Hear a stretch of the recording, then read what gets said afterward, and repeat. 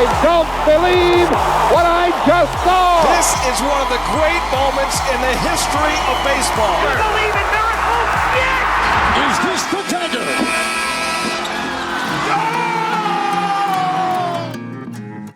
August 7th, on this day in sports. In today's episode, the big train begins rolling towards the Hall of Fame. The youngest Olympic gold medalists in tennis history. Two very different lefties each get 3,000 hits. Basketball makes it to the Olympics. Hal Sutton's magical year in the sun. The Sabres make a trade for the best player in their history. And Barry finally passes the hammer.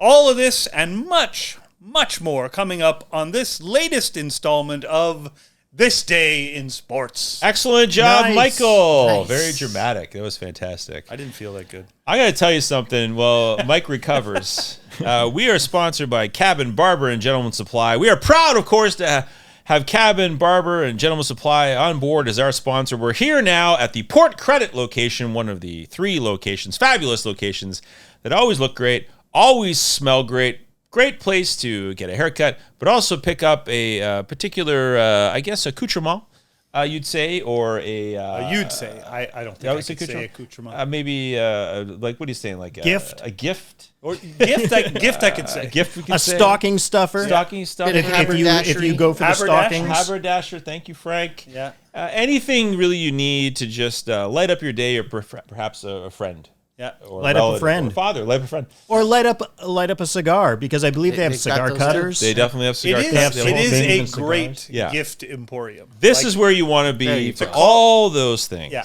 We got to get the hats. We're working on We're the hats. begging on getting a hat. We gotta wanna get those hats. 'cause Comped. we a can't hat. we can't Yeah, wear the yeah. sweaters in the summer. It's too Can't. hot. That's we need the a summer problem. hat. Yeah, we need a summer hat. A summer hat. We'll get a summer hat. Hopefully, we'll have him back here next episode. If you're watching on YouTube, you're going to yeah. see some wonderful apparel here Yeah. from Cabin, Gentlemen's Club. Don't start that again.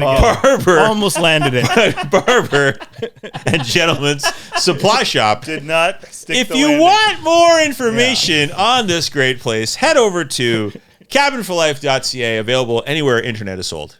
Get a hat and dark glasses. Yeah, absolutely. Hey, Matt. Yo. What the heck happened this day? August 7th. August 7th. What happened in this day in sports? Well, let's go to 2016, and let's start, as we always do, with golf. Jim Furyk That's inaccurate. sets a PGA record by shooting a final round 58, 12 under par. A 58 at the Travelers Championship. 12 under TPC. par. 12 under par. Not so bad. Not so bad. This was at the River Highlands in Cromwell, Connecticut. He became the first player in PGA history to have 2 rounds below 60 in his career. Wow. But that PGA record, that 58, that's incredible. Shooting Yeah. a 58. Interestingly, the first to have 2 rounds below 60 in his career with this, he didn't win either of those. Whoa. When he shot the 58, this one, he came in 5th. And the other time when he shot 59, he came in 3rd. Wow. That's even possible. I didn't realize that. Because that's just one round of the yeah, four. yeah, I but know, still, you'd think couldn't make a. if you're making a 58, you feel like you probably Yeah. were shooting, Yeah. hitting the ball pretty in the well the bag. other days. I do feel like I should say there have been 2 other 58 rounds, not in the PGA, but recorded in the Japan Golf Tour. One by Ryo Ishikawa of Japan and in 2010, and Kim Seong-hyun Hyun of South Korea in 2021. Allegedly. Yeah, allegedly. But this is, he set the record for the PGA. Fantastic research. Maybe too much. Yes. 12 under par. Depends how much tape we got. Under pair. In 1992, on August 7th, the Blackhawks traded goalie Dominic Hasek to the Sabres in exchange for Stefan Beauregard and a 4th-round draft pick. Chicago had 2 young goalies on their roster that couldn't both start, Hasek and Ed Belfour, and one of them had to go. Hasek, the draft pick that the Hawks acquired, they selected Eric Daze, who had a few good seasons with the Blackhawks, scored 30 goals a couple of times. But it's interesting because the Blackhawks take a lot of heat for that trade. Yeah. But Belfour and Hasek are pretty much exactly the same age. Yeah. And Balfour won 2 Vezinas with Chicago. Like, it's not like they traded Hasek and then ended up having nobody. Yeah. They had a really good goalie. And and they both weren't going to start. So Yeah. it kind of makes sense. You kind of, I guess, in retrospect, you wish they got more than Stefan Beauregard in exchange. But Sure, and I think if I get this right and prove me wrong, but I think Belfour wanted Hasek gone. I'm sure that's probably I think true. it was a big moment of like, I don't need this. Yeah. I don't want this Yeah, possible threat around. I'm sure there could be lots of truth to that. sure. I wonder if they got offers the other way. If Belfour, because I'm sure the GM was like, who can I get most for? And what is the situation? I'm very curious. An alternate history, if you will, Matt. I feel like Belfour was a little more established at the time. Yeah. For sure he He had was. already won a Vezina. Sure, it just was wondering. I don't know, I guess it wouldn't Yeah. happen, but Matt likes alternate history. I do so like thought I'd alternate bring that up. histories. Yeah. Yeah. 1907, Washington Senators pitcher Walter Big Train Johnson recorded the first of his 416 career wins with a 7-2 victory over Cleveland. Johnson was one of the inaugural 5 players inducted into the Hall of Fame in Cooperstown in 1939. Walter Johnson on his way to 416 career wins. Not too shabby. Wow. I'm going to stick with the year 2016. I did 2016 for Jim Furyk, and now I'm going with baseball. In 2016, Miami Marlins outfielder Ichiro Suzuki got his 3,000th hit of his MLB career, that is. A triple off the wall in Colorado versus Rockies pitcher Chris Rusin. He was just the second player ever to get a triple for his 3,000th hit. The other being, anybody? Paul Molitor. Paul Molitor. Ichiro is just one of 7 players to have 3,000 hits Paul Molitor. and 500 stolen bases. Actually, you know what? Paul Molitor does have 3,000 hits and Oh, there we 500 go. stolen bases. All right, well, there we go. Good timing. But for Ichiro, this is pretty amazing considering that he didn't make his MLB debut until he was 27 years old. Yeah. It Rookie of the year at 27. Yeah. I guess it, took up baseball at 26. Yeah. Yeah. First time in. Tried it out, allegedly. Walk on. I mean, if you do, so of course he did play in Japan. Started at age 18, and if you add his numbers from Japan and from the MLB, he would have 4,367 hits, Wow. Incredible. which would be more than Pete Rose. Yeah, Each of Matt's factoids today, he's going to have a Japan comparison. Yes. That's right. A Japanese Well, version. he likes alternate histories That's right. when, So that's when gonna Japan won the war. That's right. well, So he's deeply into that. That's he right. will not go see Oppenheimer. No. He's not interested. Oppenheimer. Oppenheimer. Did I say it wrong? You said Oppenheimer. What did I say? I think it's Oppenheimer. Oh, Oppenheimer. Okay, sorry. I'm It's not a par. exactly sure. Par for the course. It's all part of it. There. Anyway, But he won't go see it. It's in your par. He won't go see it because Japan lost and he likes the yeah. alternate history. So also interesting. He's cutting He, off. he got his I'm done 3,000. here. So Suzuki got his 3,000th hit on the same day that Furyk hit the 58 round. Man, Thank God you fought through the noise to point that out. The same night. It's all coming together. We Wow. hate to have missed that. 1954. At the Empire Games in Vancouver, BC, Roger Bannister won the men's mile race with his best ever time of 3 minutes 58.8 seconds. And a very close second place was Australian John Landy, who finished with a time of 3:59.6. It marked the first time in history the two men had run a mile race in under 4 minutes in the same race. A statue of the two men and their photo finish remains in Vancouver. It has been moved once or twice, but is now back in its original location of where Empire Stadium was located before it was demolished. Didn't know that. Never Wow. seen that statue. You haven't seen that statue? Frank? No. No. Frank, you like statues. I know. Yeah, they're really nice. Yeah. Frank, do you know any Japanese statues? Yeah. Actually, I saw one in 2016. There you go. I feel like you raced. I feel like you raced through that factoid there, Mike. Were you trying to send a message where you're like, "This is the pace. This is how these go." Oh, I see. You did a fast one. yeah, because it was a race. He's got a train to catch. 2010. Mike will appreciate this. He's a Niners fan.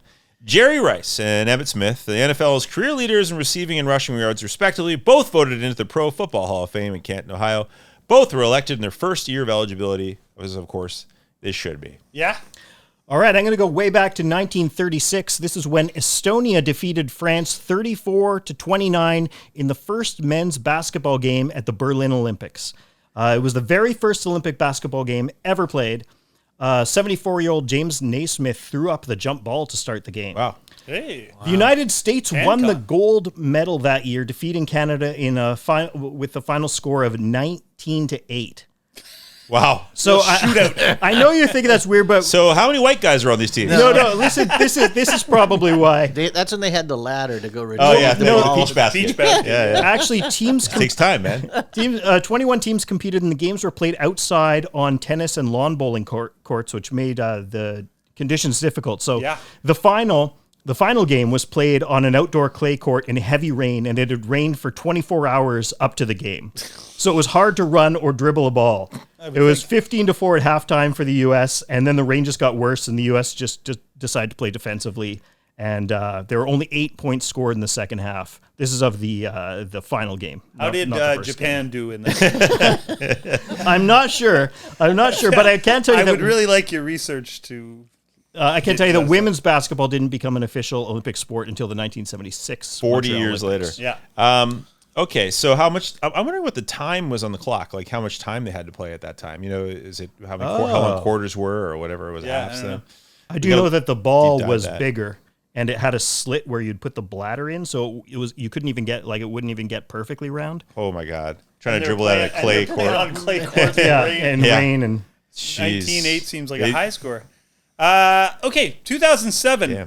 Barry Bonds hit a 435-foot home run into San Francisco's Oracle Park off of Washington's Mike Baksick for the 656th of his MLB career to break Hank Aaron's career record for the most in history.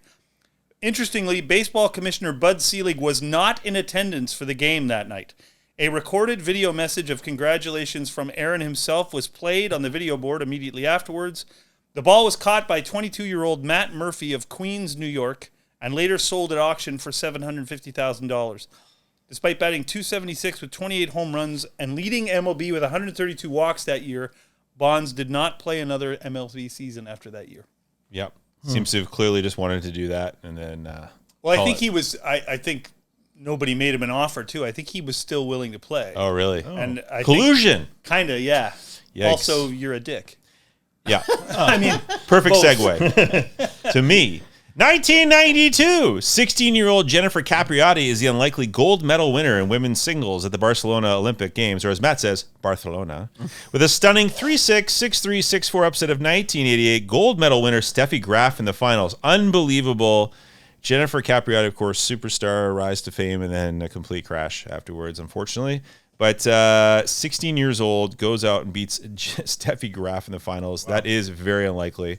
And they're on a tennis court that probably was clay because it's Barcelona and it probably wasn't raining, Matt. So they had much better conditions than the basketball. Also, Well, that's good to hear. Sandy, interesting fact. Yeah. That happened in 1992 as well. What's that? When the Blackhawks made the trade. I see what you guys, I see what you guys are doing here. It's all You wheeled it back. cool, eh? Not bad. Great. I remember Dominic Hasek, famous Japanese goalie. Yeah. He was good. So 2004, Chicago Cubs pitcher Greg Maddux won the 300th game of his MLB career, pitching 5 innings and allowing 4 earned runs to defeat the Giants 8-4. So not great. He also went 0-2 at the plate. 2 players have reached that milestone since 300 games. Tom Glavine in 2007 and Randy Johnson in 2009. And that'll probably be it, eh? I don't think Oh. anybody else will win 300 games. Ever again? I don't think so. No. That's That'll, incredible. I think Randy Johnson will be the last guy to ever win 300 games. Who's close? Who's not? Kershaw's close. I mean, What's- Kershaw's the leader, but 200? he's not close. He has like 200 or something. Whoa. That's Like, so he's not- the closest. Yeah, basically. he might be the current leader, but he has 207 wins. yeah, he's He's not not going going to get 300. to play. And yeah. Clayton Kershaw is a first ballot Hall of Fame, like a slam dunk starting pitcher. Yeah. What's his age? Kershaw's say 35 30, yeah. now, so he's not going to win 93 more games. No. I mean, who could? Unless he's listening right now, and this is Friend of the show. This is Motivation. bulletin board material for Kershaw's like, oh yeah? He's never gonna get it. I'm going to prove these guys wrong. You know what, guys? Let's do some quick hits. Hey, wait, I got whoa, one more. whoa. You don't get to arbitrarily decide. I'm not even done with 2016. No, that's right. We have a very big one Guys, left. I'm so sorry. Yeah, you I am still have so You still have sorry. your John Kruk one left. I know. I'm too. coming back. Let's go. All right. Is it Matt now? No, Or I it's just me? did that Okay. one. 1999, Rays third baseman Wade Boggs recorded the 3,000th hit of his MLB career, a home run versus Cleveland pitcher Chris Haney. It was Boggs' 19th and final season that year. He finished the year with a 301 batting average, making him the first player since Ted Williams to hit 300 in both his first and last MLB season. That's a Wade cool Boggs stat. does not get enough credit for being an all-time great third baseman. We talk about George Brett and Mike Schmidt, and I think Mike Schmidt is clearly number one. Sure. But I really think Wade Boggs has a case to be number two. And I know he has a higher OPS, he has a higher career batting average, and more silver sluggers than George Brett. Mm-hmm. Yeah. That's how good a hitter Wade Boggs. He won 8 batting titles. Yeah. People don't talk about Wade Boggs enough. Where's Arenado going to land in that discussion? He's in, I think he's top 10 now. For sure. For sure. Yeah. He's got 300 home runs now. Still going. I think he's edging into the top 5. Yeah. Yeah. By the time I mean, who else is in there? Chipper Jones? Yeah, Chipper's Beltray, definitely there. Yeah.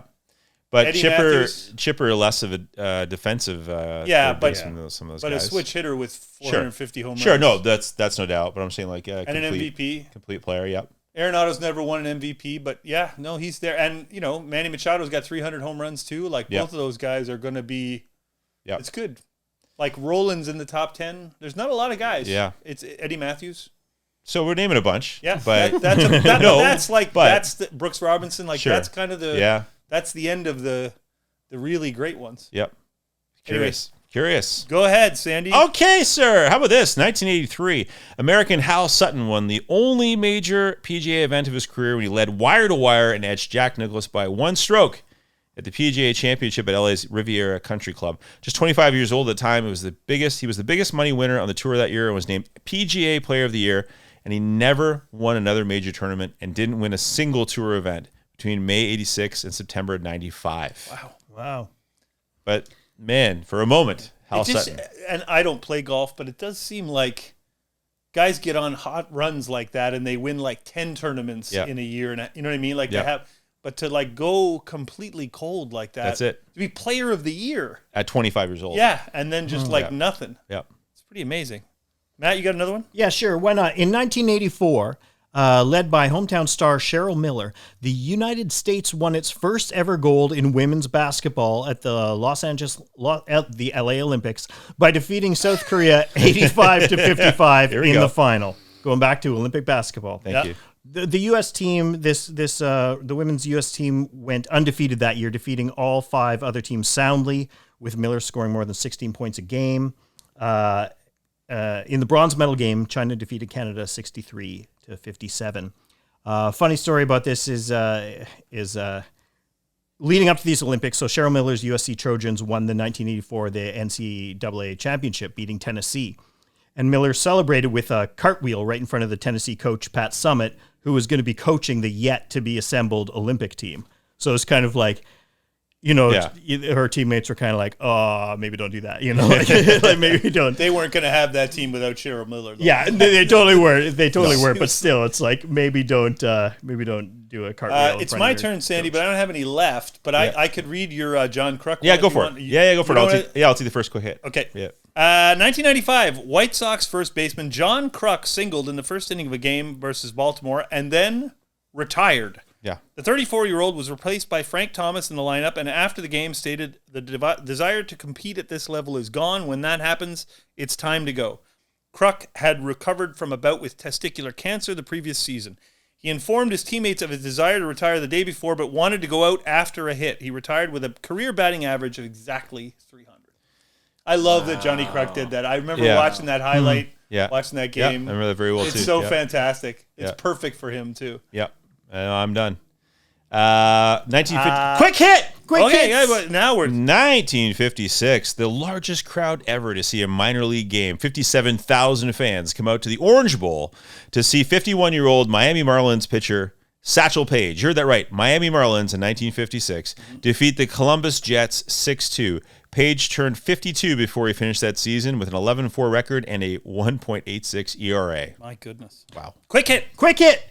You guessed it, 2016, American swimmer Katie Ledecky set a world record and won a gold medal with her time of 3:56.46 in the women's 400-meter freestyle at the Rio de Janeiro Olympics. Quick hit! In 2021, India's Neeraj Chopra became his country's first athlete to win an Olympic gold medal in track and field when he won the men's javelin competition with a distance of 87.58 meters. Quick hit. This one goes out to Matt. 2021 as a member of the gold medal winning U.S. 4x400 meter relay team at the Tokyo Olympics. Allison Felix won her 11th Olympic medal, making her the most decorated woman in Olympic track and field competition history. The Los Angeles native has won a record 7 golds and 11 medals in her Olympic career, competing in 5 different Olympiads. She was named one of the Time magazine's most influential people, both in 2020 and 2021, for both her athletic endeavors and her taking a public stand against Nike's refusal to guarantee salaries to its pregnant athletes. Good for her. Quick hit. Wow. Are we on to birthdays? Sure. Happy birthday to you. Sure, let's just jump in here with, in 1991, 3-time AL MVP, Angels outfielder Mike Trout was born in Vineland, New Jersey. Nice. This will tie into our draft that's coming up after this. 1997, former number 1 overall NFL pick quarterback Kyler Murray was born in Bedford, Texas. Nicely done.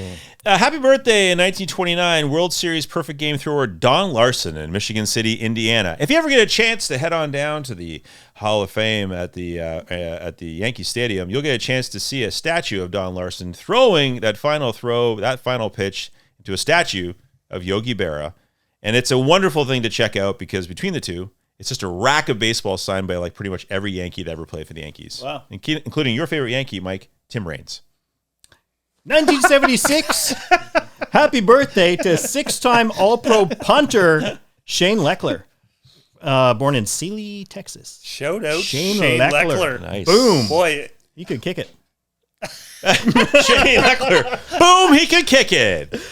Wow, that's a t-shirt for Matt. Is he still playing? we're giving punter birthday celebrations on this thing. No wonder nobody's listening. Not we're given. Matt's given. Matt's giving. Yeah, true. Good point. 1945, former NFL MVP and Minnesota Supreme Court Judge Alan Page in Canton, Ohio. One of, I believe, only 2 defensive players ever to be named NFL MVP. Him and Lawrence Taylor. I think that's it. Wow. Okay, that's awesome. And he became a Supreme Court judge God. later. Pretty impressive human being. Happy birthday, 1987 Stanley Cup Hart Trophy winner Sidney Crosby, Halifax, Nova Scotia. Of course, grows up in Cole Harbour, but born in Halifax because probably in small town Nova Scotia, there's no hospital. Yeah. Exactly. Yeah. Sid, the kid, happy birthday. Matt, you got one more? Oh, sure. Why not? 1998 Eagles quarterback Jalen Hurts was born in Houston, Texas. And 1989 Toronto Raptors career scoring leader DeMar DeRozan, born in Compton, California. Class citizen, great player. Miss him. Great. Yeah, the Raptors do miss him, even though they won without him. And you wanted to do a shout out to, unfortunately, there's a death. 2018 Hall of Fame NHL player Stan Mikita in Chicago, Illinois. For hockey fans, they love it. For fans of Wayne's World, you love it. Stan Mikita he's Donuts. from my hometown. And he's from your St. Catharines. hometown. Right. So he's he wasn't born there, but yeah. He's born in that area. No, he wasn't. No. Born in what was Czechoslovakia. Yeah. Born in Czechoslovakia, Ontario. Which is what St. Catharines is known as. Grew up essentially in St. Catharines? Yeah, he grew up in St. Catharines, passed away in Chicago. Great Blackhawk player, Stan Class Mikita. citizen, great guy. And I believe he's the only player to win the Hart Trophy, Art Ross Trophy, and Lady Byng Trophy in the same season. Wow, I didn't know that. Doing so in back-to-back years. See, there you go. That's amazing. Well, Mike, you alluded to this. What's Yes, the draft going to be about today? Our draft today, Sandy, is multi-sport athletes. Yes. We are going to... Matt's just discovered. Matt hasn't spent the guy who makes hours on research. the guy who does the most research. I didn't realize. Jeez, are we doing that Okay, today? let me just see if I've got anything Let written. me shuffle through my files. Okay, so our draft today is who we think are the greatest doesn't have to be just 2, it can be 6. Multiple, yeah. Multi-sport athletes, and maybe if you can give a little explanation of why or what they did. Matt's not doing it. No, not doing that. Just names. Okay. So that's our draft today. Because Kyler Murray, just to explain, whose birthday it is on August 7th, Kyler Murray was a first overall pick in the NFL draft and also, I think, the 8th overall pick in the MLB draft by the Oakland A's, which is, I think, got to be some kind of record. I don't think there's many guys who were first-round picks in both. Can we pick him? Sure, if you want Why to. not? Yeah. Absolutely, you can. Not good. I think you could do better, but sure. So I'm up first in this particular draft. I feel like there's no doubt that this is one of the best athletes of our time. Famous for baseball, could have been basketball, could have been football, could have been track. Jackie Robinson. I'm just going to throw out Jackie Robinson because I truly feel, and his brother was also an Olympian. Yeah. Growing up in Pasadena, California, those two go on. Really, I mean, unbelievable four-sport letterman in all these sports at UCLA. But I'm going to lead it off with Jackie Robinson as the best, in my opinion, multi-sport athlete. It's amazing. He played college football at UCLA. Like it wasn't just high school. Right, and he ran track. Yeah. And won in all those things at the collegiate level, like Yeah. Division I level. Pretty amazing. Yeah. I think it's a good start. It is a good start. And in alternate histories that we've talked about before, he could have been, like you say, a football star and all those other things. But obviously, baseball was his legend making. Yeah. He led. I saw here he led the NCAA in punt return yards in 1939 and 1940. Wow. So clearly, he could have played football. Yeah. Okay. If you're gonna leave it to me, there's a couple of guys I'm debating, obviously, but I'm going to take, because I think he's the most fun, I'm going to take Deion Sanders. Yeah. Deion Sanders, on May 16th, 1987, the track and field and baseball conference championships for the Metro Conference were held in Columbia, South Carolina, and Deion played in the semifinal baseball game in the morning against Southern Miss for Florida State, then ran a 4x100 relay race, and then came back and returned for the championship baseball game against Cincinnati. And Florida State won the track and field and the baseball championships that Holy weekend, cow. too. We all know he was an all-time great cornerback in the NFL, not an all-time great baseball player, but I do believe if he had played baseball only, he would have been. You remember that 92 World Series, he was the best player on the Braves. The Jays couldn't get him out. No. Yeah. He was killing them. He led the league in triples one year too, I believe. Lightning fast. Yeah. He wasn't a great hitter yet, but if he had given it the time it needed to play baseball, I really think he could have been a great baseball player too. Dominant. Yeah, like elite, sort of a Kenny Lofton kind of. That's what I was trying to think about. Let's say, like, who would be you compare? Comparable to. Superb Lofton's a good athleticism choice. We just take over games because he did it in the World Series, and he went and played. Remember, he played for the Falcons that year. Yeah. On the Sunday, he went and played for the Falcons, then came back for the night game. Yep. He was, and I loved watching him play and stuff. So that's my pick, Deion Sanders. Yep. Sure. Great pick. I'm gonna pick Jim Brown because he's in two Hall of Fames. He's in the Lacrosse Hall of Fame and the Football Hall of Fame. And I don't know if we're going to find another player in this draft today who is in two Halls of Fame. Jim Brown. Yep. No, Jim Brown's good. Yes, great pick. Don't Also- know why you said his name quickly at the end, but I got it. Jim Brown also played college basketball at Syracuse too. Was the second leading scorer on their team. In Syracuse. There you Okay. go. Syracuse, Yeah. good basketball program too. Well, I'm gonna do it because I feel like I hell it because you got to just do it. Bo Jackson. Yeah. Nice Nike tie. Yeah, thank you so much. I mean, question really. I mean, the injuries. Obviously, we don't know what would have happened. I wonder. Do you think? I keep going back to all history, but do you think that had Bo played a couple more seasons, maybe not the injuries, but at some point would have just made the choice? I'm going to go with one or the other. Well, he probably would have had to, but Finally, go maybe to baseball. I would say Maybe. probably. it's amazing that he played baseball professionally out of spite. Yeah. Because Yeah. he was just like the Buccaneers Yeah. drafted him. He's like, I'm not playing for you. So I might as I'm well just going go to go do play this. pro baseball and dominate there. I think just because That's we grew up in an era where you just got Bo Jackson highlights all the time. Yeah. And they continually now are recycled because of social media. Like you have to watch this play. Yeah. He did so many things so amazingly. You just would be remiss not to take it. Yeah. Early. Well, is anybody in the last 15, 20 years a multi-sport athlete today, like at a high level like that? You're not allowed now, generally. They don't. It's let crazy. You You got to could- pick.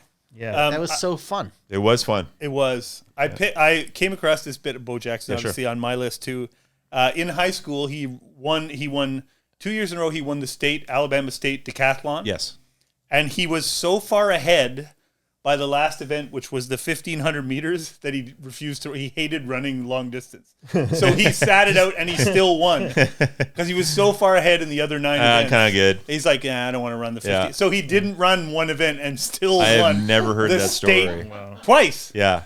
But he hated running any long distances, so he's like, "The hell with it! I'm just sitting it out. I'm still gonna, Holy cow. And he still won. Yeah, and there are just so many stories from his childhood about his speed that were just like... I love the story from the doc where he bought the gym and never used it just because he felt like people would assume he should have a home gym. So, but he looked like he was cut out of wood. Yeah. But he never used it. No. Yeah. Yeah, Amazing. he's absolute legend, Bo Jackson. He sure is. Okay, enough about that guy. Yeah. I'm going to take legendary early 20th century athlete Jim Thorpe, who is voted generally as being the greatest athlete of the first half of the 20th century. He was an Olympic pentathlon and decathlete. He won medals in both. He played pro football, pro baseball. He was a barnstorming basketball player, and he once considered playing semi-professional hockey as well. And he has a town named after him in Pennsylvania now. I didn't know he had tried hockey. Yeah, he didn't try it, but he was offered to come and play semi-pro, and he thought about it. Yep. But then he decided not to. Wow. However, Jim Thorpe, obviously, he played professional football, professional baseball, was an Olympic pentathlete. So that's a lot of sports. Yeah. Legendary. Yeah, sort of the first of the multi-sport guys. Yeah. All right, I'm going to go with Bob Hayes, Bullet Bob Hayes. Yeah. Okay. So you've got he played with the Cowboys as a returner and receiver. So he's Super Bowl, Pro Bowl, and Hall of Fame, I believe. But also won 2 gold medals at the 1964 Tokyo Olympics in the 100-meter dash and the 4 Tokyo again? Unreal. How often? I'd even tried to scoop one of your Japan Tokyo stories. episode. 4 by 100 relay. So I think that's pretty incredible. Super Bowl and He's the only person alive to have a Super Bowl ring and a gold medal. yeah, there you go. So Bullet Bob Hayes. Pretty good. Yeah, pretty damn good. Well, okay. This is interesting. I'm going to go with Babe Dickerson Zaharias, but this is an interesting character, and if you get a chance to ever just if you don't know a lot about Babe Dickerson, Didrikson. I'm saying Didrikson. Make sure you get the spelling right and go on your wiki for that. Golfer, track and field. She racked up 2 gold medals at the 32 Olympics in 80-meter hurdles and javelin. Then became a professional golfer and won 10 majors, including greatest female golfer of all time. And there's a great legendary story when her and Babe Ruth had this basically, celebrity golf matchup, and 10,000 fans bought tickets. It was absolutely the event of the year. Just if you ever get a chance to even look up the stories of that event, it's absolute insanity. Like just Babe Ruth showing up and like basically driving his car onto the course and getting out in a fur coat and going, okay, just teeing off, and like just crazy stuff happened at this event. Right. But it was like the event of like the year that these two were going to golf together. And there's all sorts of characters involved in this. That is definitely worth it alone. But she has to be one of the greatest athletes of the 20th century. I love that she picked up golf late. Yeah, I was just going to do then, that. I'm going to become win 10 majors. Well, just when you were saying like Jim Thorpe, like you want to hockey? Yeah, I could probably do that. I could probably. Yeah, how hard could it be? So I got to go with Babe. All right. My third pick will be Clara Hughes. Oh, you picked my pocket. Nope, just Clara Hughes, the only Canadian to medal in both a summer and a winter Olympics. She had medals in 2010, 2006, and 2002 in the Olympics in speed skating, and then she medaled at the 96 Atlanta Olympics in cycling.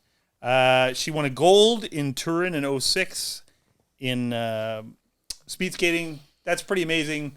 She apparently did the cycling to keep herself in shape for speed skating, and then just kind of realized, oh my God, I might win this. People kept saying to her, you're pretty good at this, you should keep at it, and she actually won more medals than that. Pretty amazing, and one of our own, Clara Hughes. Excellent. All-time great. And because she does the summer and the winter, competed in 6 different Olympics, I think. Yeah. That's pretty wild. You don't hear that a lot. No. Okay, my pick, and I'm going to go with Dave Winfield. Yep. And the reason I want to go with Dave is because he was drafted in 4 leagues. He was drafted in the NBA, the ABA, the MLB, for which he's in the Hall of Fame, and the NFL, even though he didn't play college football. So I just think it's incredible. Like 2 of those leagues are basketball, but just to be drafted in 4 different leagues is pretty incredible. So I'm picking Dave Winfield. Also amazing about Dave Winfield, in college, he was a pitcher. Right. Really? Yeah, I had heard He's that like before. a Hall of Fame hitter, and he was their Friday night starting pitcher. Like, took them to a College World Series semifinal as the starting pitcher. That's pretty amazing. Like, that shows you what an athlete he is. Personal story, worked with Dave Winfield for about 6 straight years. Still doesn't know my name. I think he calls me Hey Man. I love Dave Winfield. He's an interesting Friend guy. of the show. Friend of the show, obviously. Loved working with him. Owns a lot of Burger Kings. Refused to learn my name. Hey, man. I think it's your pick. Exactly. Thanks, Dave. Just for fun, I'm going with Mookie Betts. Because not only is he a absolutely outstanding baseball player, he is a phenomenal golfer, a phenomenal bowler. He competed in the 9th PBA Tour World Series of Bowling. Anyway, if you go online, you'll see Mookie Betts bowling highlights. They're unbelievable. They're great. I truly believe that when he retires from baseball, he is going to go on to at least maybe not dominate at that age of bowling, but he actually could. Actually, what the heck? You don't have to walk away from baseball to be a good bowler. No. Next week, he could go in and dominate at bowling. Sure he I'm could. telling you, he's that good. And also, if you're just talking within the game of baseball, more recently with the Dodgers, just kind of going, what do you need? Second base? I can do that. Shortstop? I'll do shortstop, that. yeah. You just tell him to do. That is a phenomenal athlete. I got a feeling Mookie could play anything he wanted. I think that's it. I mean, when you're talking about guys, it's like, you want to play hockey? Yeah, that sounds okay. Do that. Sure. Golf, show it to that. But I love the combination of being, and plus, when I first caught this a few years ago, I was like, oh, you mean like he goes to like celebrity charity like bowling, and he's great? No, he's beating professionals, and he's really good. And it's just so weird to see it, and I love it. He's got all the jerseys. Yeah, he's full. He got the wrist got the guard. outfit, he's He full looks on. it. Yeah, he's into it. Love Also, Mookie Betts. His name's Mookie. Yeah, thank you. I love a guy named Mookie. Thank you. And I just want to be his best friend. Yeah. I like that. Mookie, let's bowl. I like to hang out with him. Let's bowl. Okay, my last pick is going to be, I'm debating between 2 people, but I'm going to take Carl Crawford. Oh, You may remember from his career in the Major League Baseball, but Carl Crawford was offered a scholarship to play point guard at UCLA and scholarships to play quarterback at Nebraska, USC, Oklahoma, and Florida. Wow. Yeah. So, and he was a second-round pick of the Rays in 1999, and his family, I imagine he took the money because you get a lot of money as a pick and stuff like that, but to be offered to play prestigious positions, he wasn't the punter. Like he was, he was being offered key positions at high-level Division I universities. I figure he must have been pretty amazing, and he was an amazing athlete to watch playing baseball too. So that's my pick, just because I think that's kind of cool. My concern is that you brought up he wasn't a punter because of Matt's birthday reference to a kicker. No, that's just coincidence. I don't want to be bullying Matt about his kicking choices. No, no. I'm Boom. just Shane Leckler. What was Shane Leckler? Boom, he could kick. Yeah. Is that what you said? He could kick Boom, he could kick. all the way to Japan. Carl Crawford, great. I had no idea all that information about Carl Crawford. Matt, who are you going to close out with? I'm going to lock it down with, I don't know if you, I'm going to go with Mason Saunders. Whoa. I don't know if you remember Mason Saunders. The Gina Davis of this draft. Mason Saunders, rodeo in the team roping events. Once won more than $26,000 in a team roping event. Also played baseball under the name Madison Baumgartner. Oh, you remember that? Oh, you brought it all the way back. Look at you. Matt's a genius. You guys Boom, remember. he could kick. Boom, he could kick. You remember the story when everyone discovered that Madison Baumgartner was No, clearly not. I vaguely recollect. Yeah, so he was competing at rodeo events under the fake name Mason Saunders. Amazing. Matt, you know what? Let's not even have a judge. Let's just say you won. Yeah, you win for that one. And he won in this team roping event. So Man. he's not just trying it out; he's good. Let me just make sure we have a reference to Madison Mad Bum there, because Jason Saunders, incredible. It's that's his student. So if you look up Madison Baumgartner rodeo, you're gonna find something. Yeah, sure. Oh, okay. I'm not going to do it now. The people at home don't need to see me doing that. Wait, let's take some time and look that up right now. Let's all do that at home. All right. So anyway, let's Google. That's my final pick. Great pick. That was fun. So let's just for the fun of it, I know sometimes these come up in the draft. Who was the one that everyone just kind of went like almost and then didn't? Jordan. Michael Jordan. Yeah. Thanks, Frank. Kenny baseball and Kenny Lofton basketball. For me, it was Bob Gibson. Because he also played for the Globetrotters. Yes. So did Fergie Jenkins. Yeah. And but I had Kirk Gibson. I had Kirk Gibson because he's in the college football Hall of Fame. Yeah. Who's the basketball player that also played for the Jays and now he's a coach? Danny Ainge. Danny Ainge is another one there. Tony Gwynn, great basketball player. Scott Burrell. People don't remember, was a first-round pick in basketball and a first-round pick in baseball as well. I didn't know that. I thought in research for this, I thought I saw that Todd Helton was started ahead of Peyton Manning in his freshman year. Until Helton suffered a knee injury, and then Peyton started playing. True. That was the path. Yeah, those are all good ones.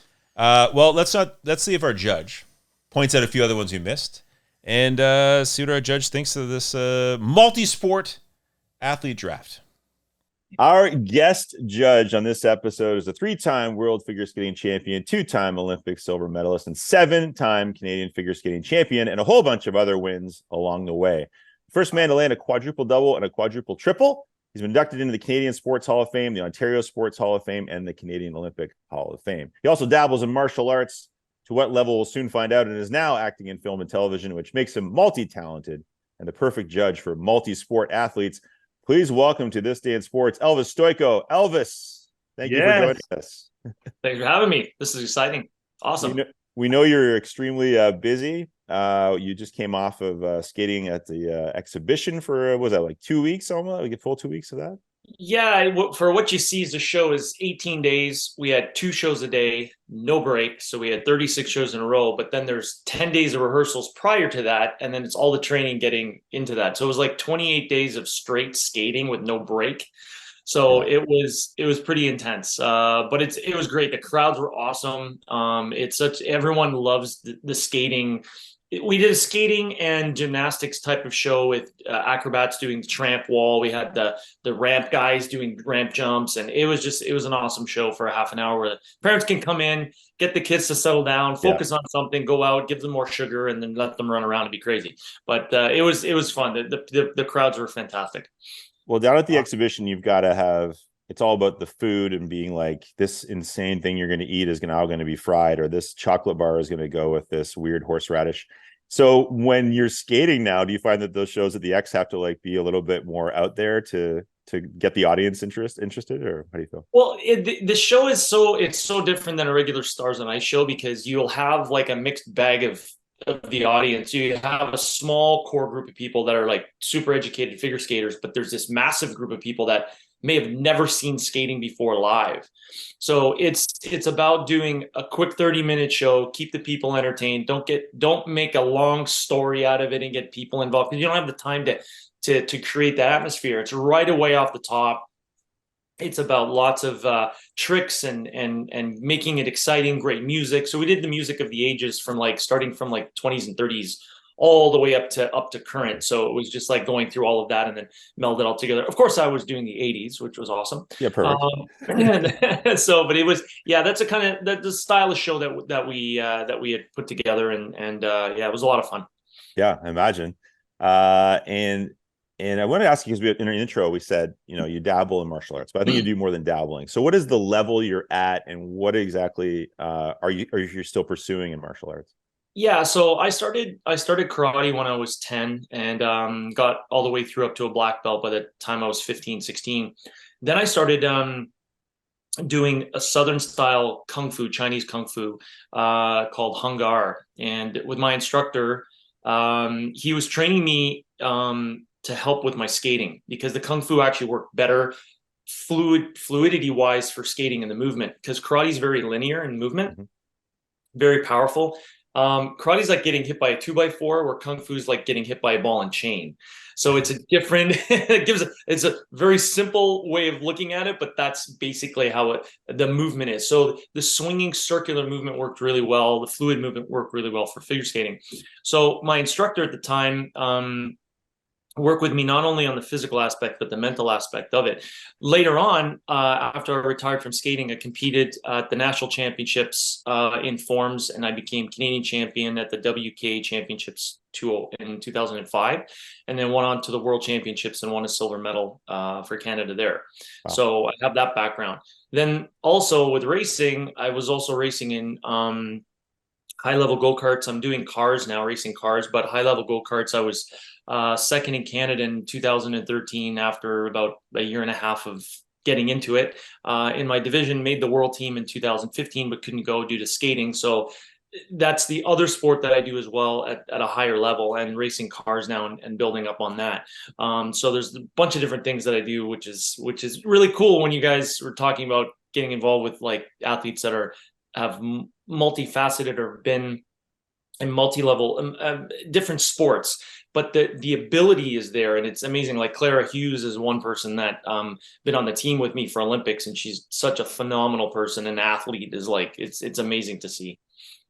Okay, wow. So we've already got one name mentioned. That's going to give you some a favorite team already. We were talking about martial arts, and that might have led to a notorious story that happened in this GTA area. I guess you'd say just outside, maybe Oshawa. Maybe it was GTA. Maybe it was not even. You know the story before we even bring it up. We won't even. I was doing an event yesterday, and I got asked. It's like this urban legend, but it's been going on for almost 30 years. Mm-hmm. And Mike set it up because. Okay. So yeah, go for it. I'll tell you what I've heard as a Toronto resident, as a rumor. I've heard that at some point there was a party or something, and you and Eric Lindros were involved in some kind of skirmish, and you beat him up. Now, I have no idea if any of that is true, but I feel like Canadians and people around the world really want to know about this. So can you tell us what is true? If you don't want to talk about it, that's fine. But like, do you have any idea where that rumor started? I'm sure you get asked about it all the time. So you have the chance to set the record straight here. It started in 1995, and I usually say I get asked a couple times a month. This is twice this week. Yesterday I got asked at the event. I was asked, and you guys are asking. So we had some guys drive down the street where we live, way out in the middle of nowhere, and hey, we heard you live here. A bunch of guys in a pickup truck. We start talking. Hey, that story about, I said, Eric Lindros, and then they lost their minds, and then just it goes on and on. I had friends from Quebec at the time, back in the 90s, saying, please tell me it happened, because they didn't like Eric because of the whole Nordique thing that went on. But there's like, it goes on and on. Like Monday Night Football back in the day did a thing on it, and it just exploded to the point that the Philadelphia Flyers, when Eric was playing for them, called my agent and was like, can we do a press conference to kind of like clear up this rumor, because it's kind of getting out of hand. I didn't have the time for the interview, so we kind of just didn't do it. But because I got the better end of the deal in this whole. You sure did. Potential rumor. I remember years ago you told me that people wanted you to set the record straight, and probably Eric, and you said, why? Why should I?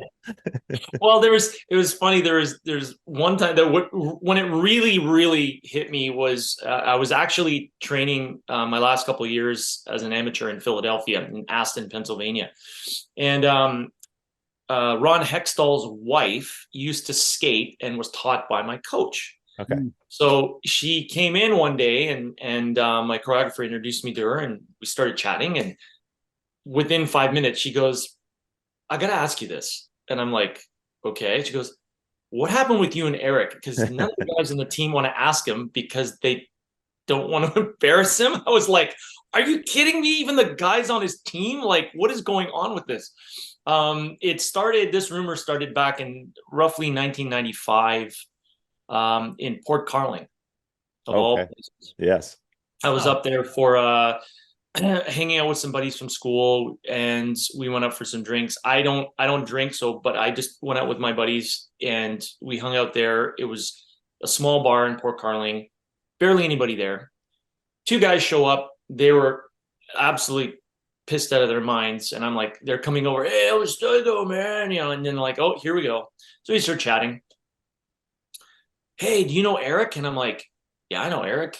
We've been on the Olympic team together. We've done celebrity events, this type of stuff. Chatting for a bit. He goes, oh, he's got a place here on Lake Ross or Lake Joe or whatever, big log cabin. We chatted for about 15 minutes. That was it. Nothing. A couple months later, this rumor started going around that me and Eric were in this bar and we got into an argument. That was it. The winter time rolled around, and then in the spring, I'm training in Barrie. The trainer comes running up to me. Elvis, what happened with you and Eric? And I'm like, what are you talking about? He goes, my best friend's daughter said that she was there and saw the whole thing. And I'm like, well, what are you talking about? He goes, the fight with Eric. And I'm like, where is this coming from? Then from that point, I don't know how, but it started to go I started getting calls, and this is before we even had social media. And this is in the 90s. So it's like, it spread like wildfire and went everywhere. And and to this day, it's still going. Because you keep it alive.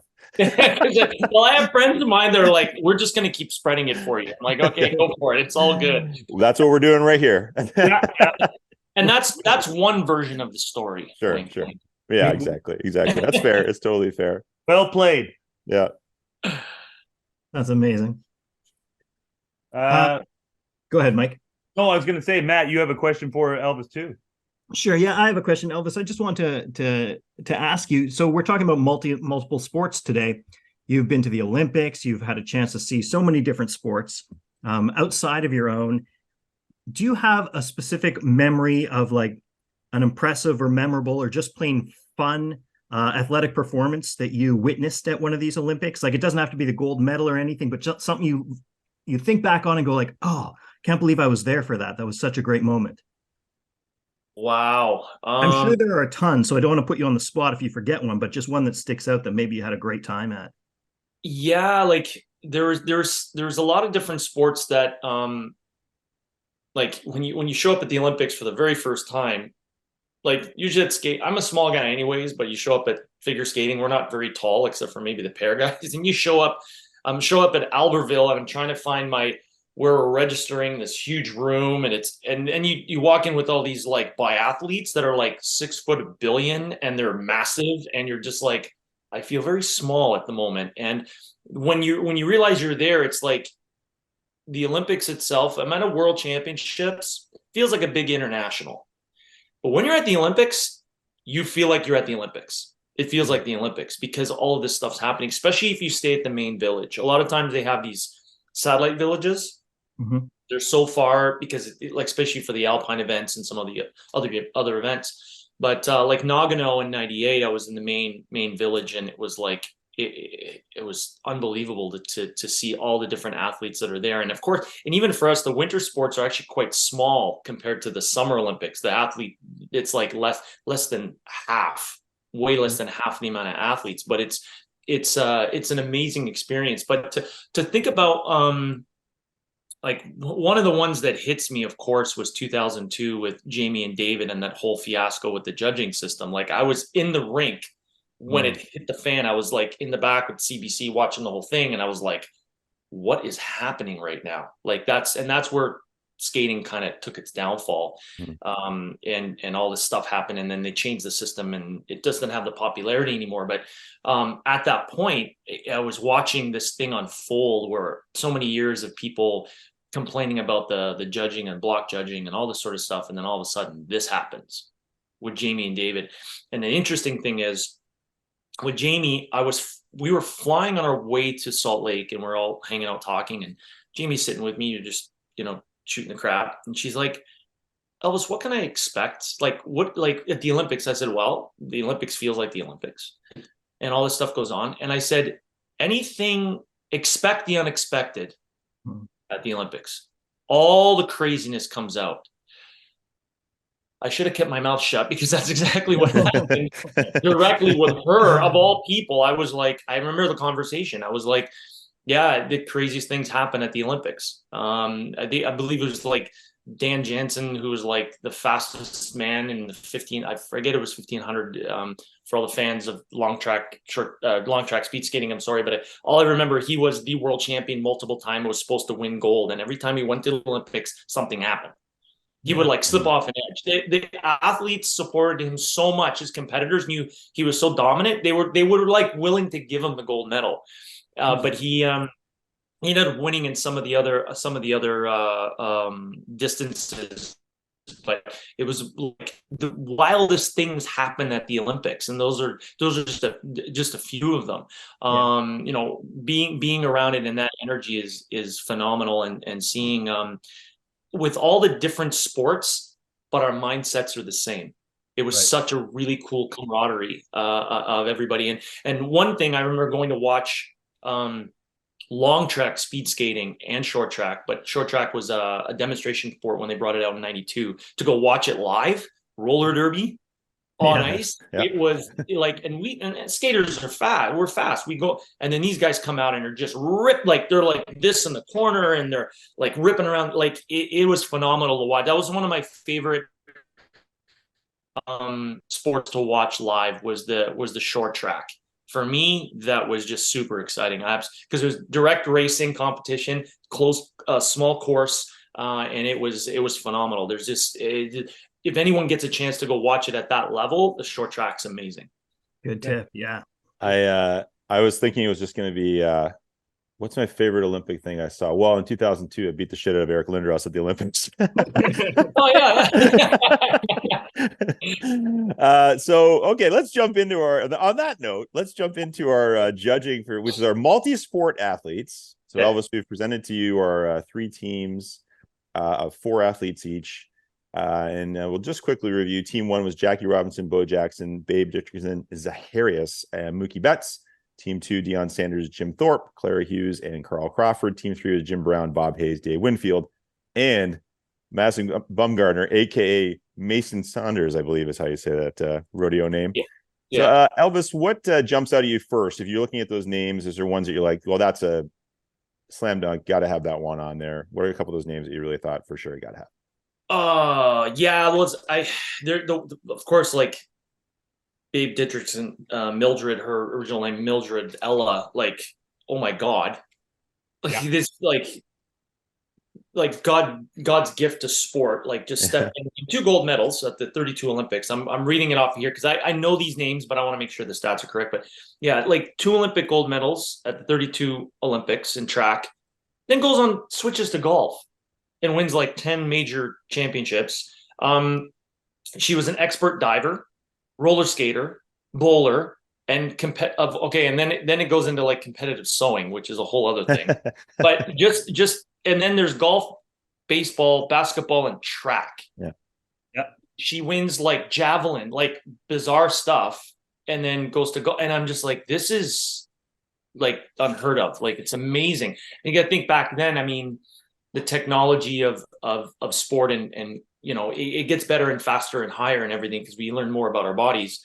Back then, to train all those things, like, it's mind blowing. So that name definitely stands out. In another group, of course, Clara Hughes, which was like huge. Like I was on the team with her, amazing. And I didn't even realize that she actually started skating first, then stopped, went to cycling, then went back to skating.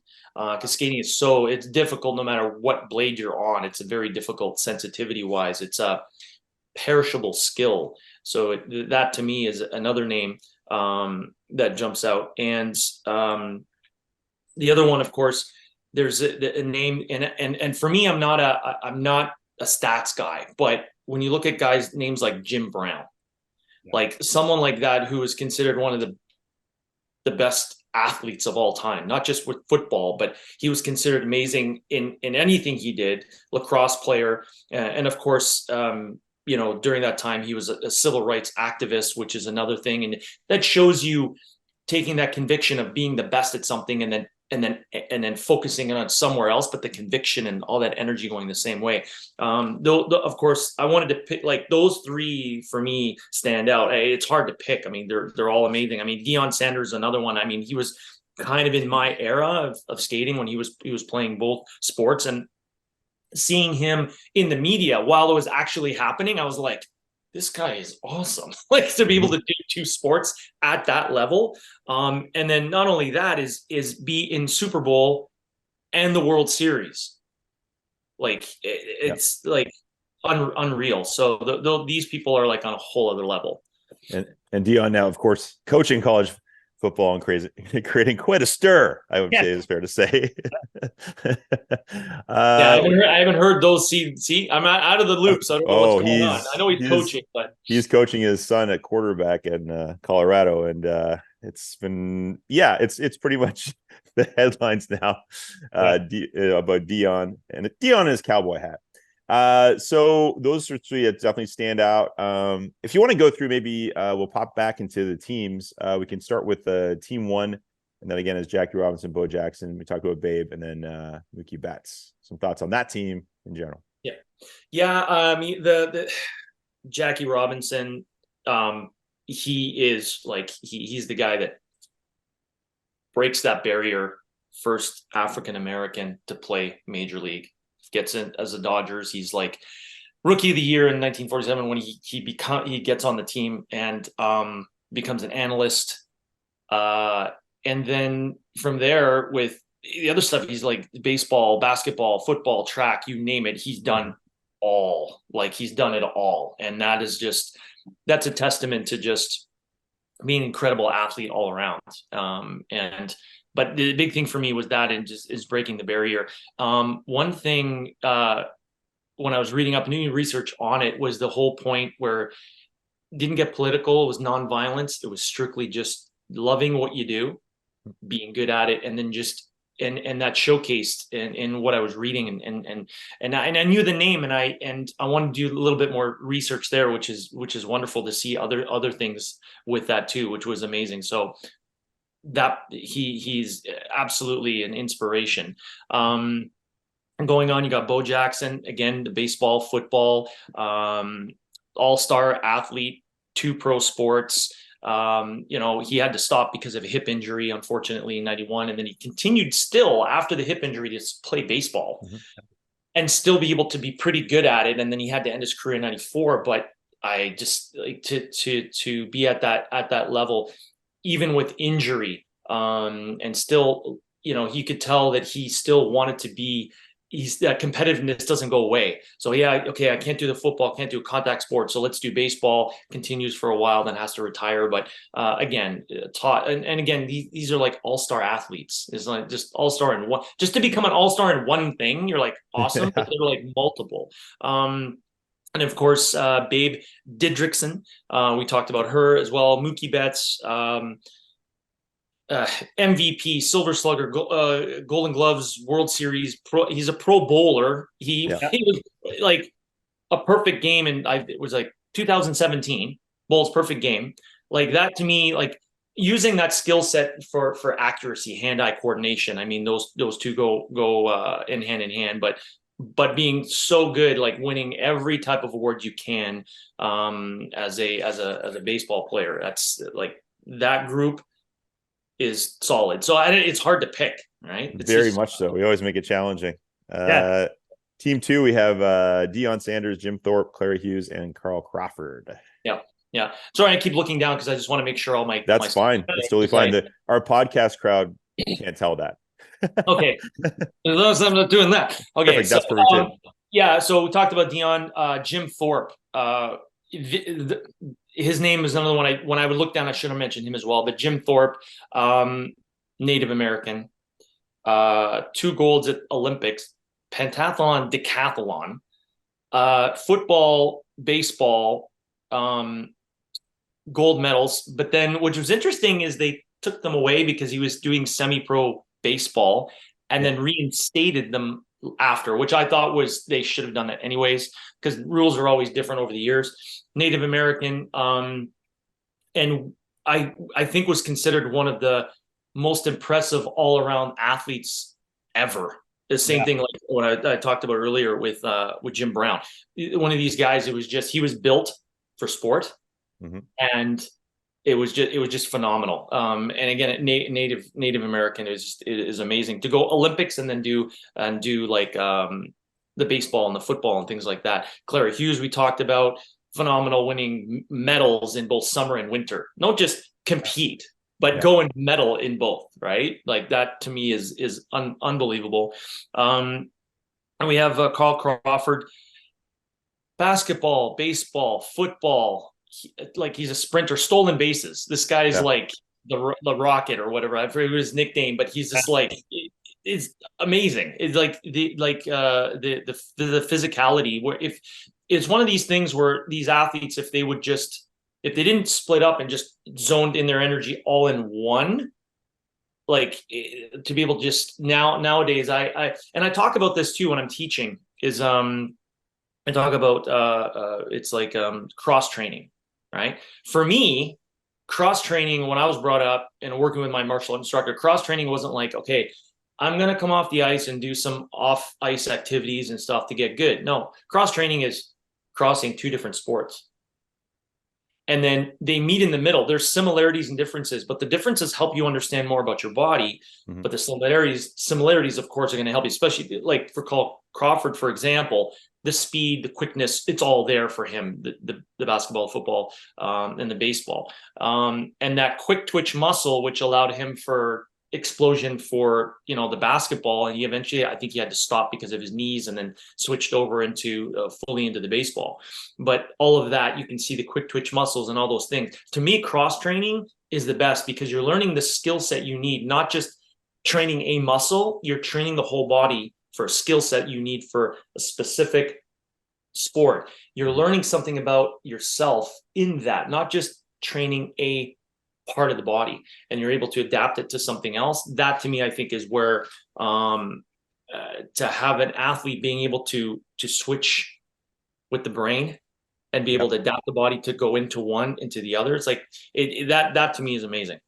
Well, one of his nicknames, Carl Crawford, was the Perfect Storm. So, I mean, if you want that, he's retired now. So if you want that for a nickname, Elvis, we can start. Like, how these rumors just spread in your life. We could say, hey, they always used to call Elvis the Perfect Storm and just throw it out there. I mean, we could circulate that today, guys. Well, that's how I took out Eric. It was just a flying elbow, perfect storm. That was it. Done. That's your finishing move in wrestling, the Perfect Storm. That's exactly. I'm a small guy, like Eric's 6'4", right? To get up there, it's like, I'm gonna, it's gotta. Team three, Jim Brown, Bob Hayes, Dave Winfield, and Masson Bumgarner, aka his rodeo name, Mason Saunders. What do you think of that team three? Well, Jim Brown, we talked about, all around amazing athlete, civil rights activist, right around the time with, I think it was with Muhammad Ali and that whole thing. I think it was an incredible time in society. And being that powerhouse on every level. Bob Hayes, sprinter in football, wins 2 golds at Olympics in '64 and a Super Bowl ring. That be impressive. Like, wow. He also did a ton of other stuff too, college, university. He was a standout in track and field and football in college and university. So it wasn't like, all the way through his career. Phenomenal. Dave Winfield. That is someone that I, back in my day when the Jays were like on their point back in 92, 93, I was at that 93 game where they, forget the name. I saw the home run that won. Carter. Yeah, Carter. I was there. You were at that game. Wow. Yeah, I was at that game. I saw it. I was sitting there going, bottom of the 9th and it's tied and everything, all this, and you're just like, oh my God, it's gonna happen. It's gonna happen. Bang, and then he hits it. Oh, you felt it before you could. It was amazing. You almost anticipate knowing it's gonna happen. You're just wanting it to happen in real life. That moment. And Dave Winfield being on the team in '92 when I watched watching him on TV and everything, and then knowing a little bit more about him, they considered him, I think ESPN had him the third best all-around athlete ever in any sport, in basketball, in college, all of this 12-time Major League All-Star. But he was amazing, and no matter what he did, he was going to be good at it. It was just he was able to. He knows his body so well, and just adapting to things is phenomenal. And then there's this Madison Bumgarner. I'm like, oh my God, I love this. I think this is awesome. And then of course I'm reading the article on it, and he's like, yeah, I guess you guys are ruining it for me now. They did the interview, and he says Mason Saunders is like, he was trying to hide it. His wife was calling him that in between the crowd so no one would recognize him. I thought that was hysterical. And he's doing the interview, and he was like, yeah, I'm kind of shooting myself in the foot right now because everyone's going to know, let the cat out of the bag. To be like the roping competition, like, it's amazing. Like, but this is a thing that I think what I love about sport, and when you have athletes that do this, like especially with Madison, you live the inner child.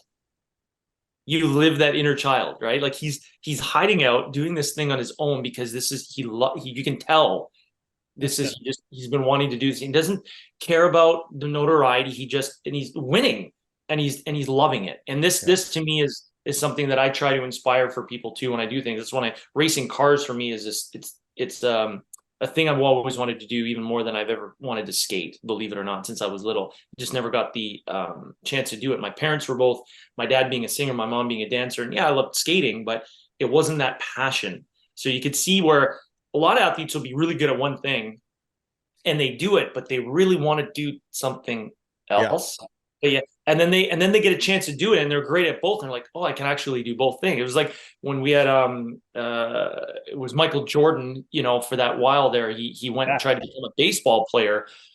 But man, like football and baseball, you can kind of have very similar body types, but baseball and basketball, that's a tricky one. And I remember watching that as it was happening, and I followed it for a while because in my mind I always thought about other things I wanted to do. And people were giving him slack for doing it, and I'm like, no, he can do what he wants, man. He's exploring himself as an athlete. He's wanted to do this since he was a kid. Let him explore, because the worst thing is having the regret later in life that I never tried. Even you tried and go, yeah, I didn't make it, but at least I tried. At least I gave it everything I could. And if I fell short, no big deal. But at least I gave everything I had, and I can just check that off the box. But yeah, it's amazing to see his body change so much when he was training for baseball, the upper body, and then when he had to go back to basketball, how he had to kind of adjust again. Yeah. So cool. Those are massive choices to make. And of course, another thing with Jim Brown, like yourself, became an actor. Yes, he did. Yep. And it's funny when you're a kid of a certain era, you're like, oh, that guy played football. Yeah. Ronald Reagan. I was just watching this stuff on the 80s, and it's so funny from Back to the Future, talking about Who's the president of the United States? Ronald Reagan, the actor, stuff like that. You remember those things, but acting, like for me, I love it because it's such I can access certain emotional states that as a athlete I had to kind of keep in check, because you got to get the job done physically. But as an athlete, it's that as an actor, the artistic side I love to tap into, and that for me is a great balance between the two.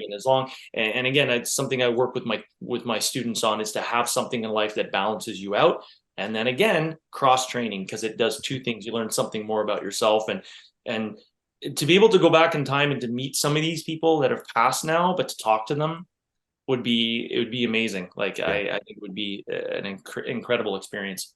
Yeah. So this is the challenging side of things. Matt, did you have a question? You seem like no. I was just going to thank all that research you did. Just thank you for diving deep into all those teams there. It's one of those things. Sandy sends me this. I was going to do this interview, and then he sends me the stuff. I'm like, I got to do this because I can't half do something. Like, it's just how in my nature. I can't just. I would never show up here and just try to wing it. So I want to be able to to dive into this, especially with athletics, and seeing when it was multiple sport athletes, I'm like, ding, ding, ding. I want to see what goes on in here because I'm like I love to do different things. Being the Renaissance man, whatever, just doing different things. It's to me, it's inspiring because you can't just. It's not just one thing we love in life. There's so many different things we like to experience, and a lot of times if we're shoehorned into one thing, especially as a celebrity, sometimes it's scary to do something else because everyone's either expecting you to be automatically good at it, then you're afraid to fail. So you can't really let go, so you don't try. So you don't give it your all. And that to me is something that I always wanted to break and not worry about what people thought and go after what I love and fall on my face, get up and try again and succeed at it, because that's how we start out as kids. When we start something, we do it because we love it. Then we get into competitiveness to give ourselves a gauge to push each other, which is wonderful. But it's the doing of it and understanding and knowing more about yourself as you're doing the thing you love to do. And again, when I work with students and doing seminars, I always preach about that, talking about that, and the parents too. I always tell them, allow your kid to do different things. Don't just stay in one thing. I know a lot of, especially with hockey now, it's so hockey. Yeah. The cross training is do other things because it's only gonna enhance and give you another skill set and other tools in your toolbox to take from and learn from about yourself, and then you don't get the burnout. And for us, just for the our crowd in the YouTube world, we'd love to see you hold up your research. Your handwritten research, I think, is going to make the sports nerds out there, including ourselves, very excited to see you on camera. Okay, so this was team one. That was team one. Yeah.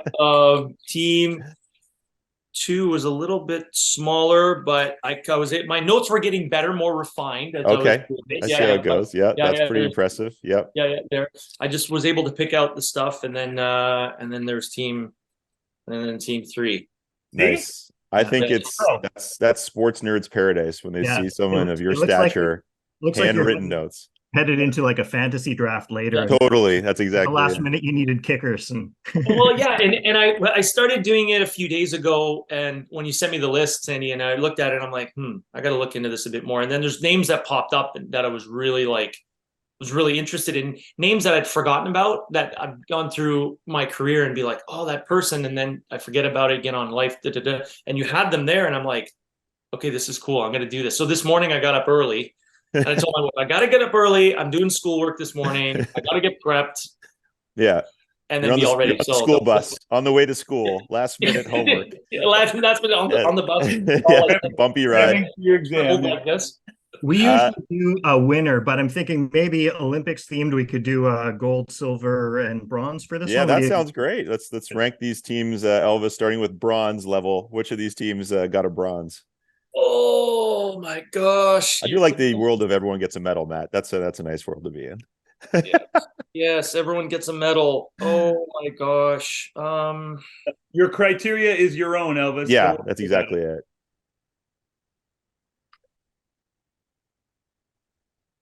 He's staring intently at the pages. I am. This is so hard.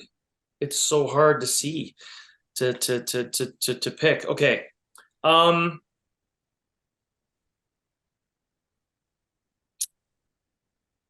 I am gonna go with. We'll do bronze. Yep. First.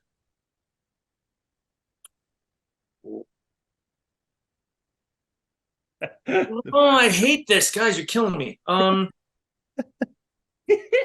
Okay, so I'll go, but again, this is I'm only just putting them in an order, basically. But don't qualify it. Go ahead, Elvis. You're all good. We're okay, fine. all right. The Jim Brown, Bob Hayes, Dave Winfield, Madison Bumgarner, bronze, but by a sliver. By a sliver. We'll take No problem. We'll take Okay. Here's your bronze, Matt.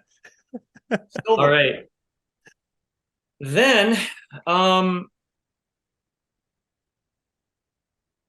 just say who wins the gold because the silver. Sure. Okay. So gold.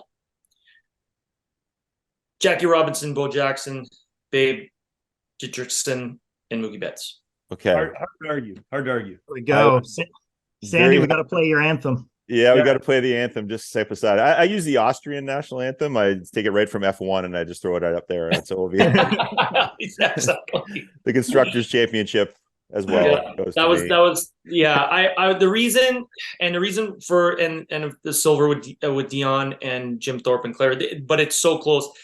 The reason why I picked it, Mildred Ella is just that to me. It just hit me.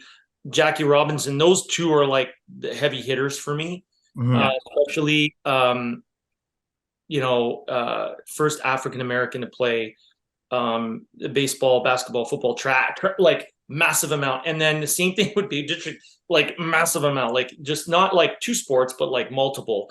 Bo Jackson, all-star in two pro sports. So Mookie Betts, that one, but it's a sliver. But that would be my choice. Any given day, they're all phenomenal. Totally fair. Yeah. I think it was probably the sewing competition that might have won it for me, but yeah. There was one I always use this saying, I'm going to be doing underwater basket weaving at one point too.